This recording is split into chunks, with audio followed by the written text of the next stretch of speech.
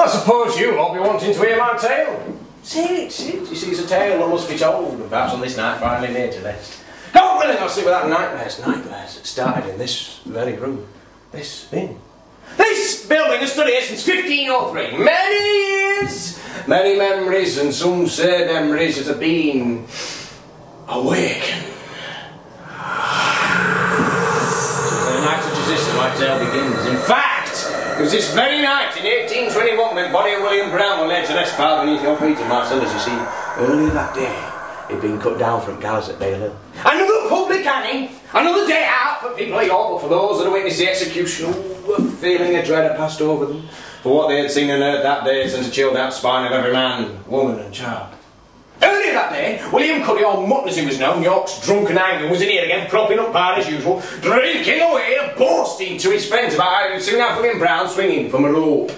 Cuddy's friends, who stood where you are now, applauded and followed him as one to Bale Hill, and no sooner had they arrived than William Brown turned up and he was sat on his own coffin. Now, if you come to think of it, a man sat on his own coffin, on an horse and cart going into a large rowdy crowd is going to send that crowd pretty crazy, and it did. The crowd went absolutely wild. The problem is, so did that poor boy little pulling cart, started bucking, raving, lashing out, and it would have bolted had it not been for calm, soothing words of William Brown himself.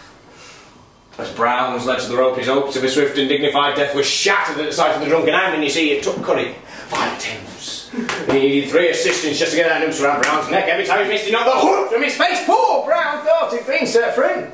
But every time he looked round, all wide-eyed, all he could see were Cuddy's friends pointing, laughing and jeering at him. So in his final moments, Brown decided to turn his fury on those that had mocked him, on those that had watched him suffer. He spat his final words of revenge. I'll see thee in hell! I'll see thee in hell! Later that night, Cuddy and his gang were back in here again, propping up bar as usual, but they seemed rather unsettled by Devonset's revenge.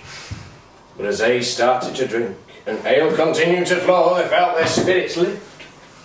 They stood where you are now, and drank to the health of the hangman, but then all fell silent, and they heard it, that ever so familiar voice. 5 years to this day they stood where you are now. Never told us so what happened. Never stood foot in mine again, no one knows why. All I know is they stood where you are now. Oh yes, they stood where you are now.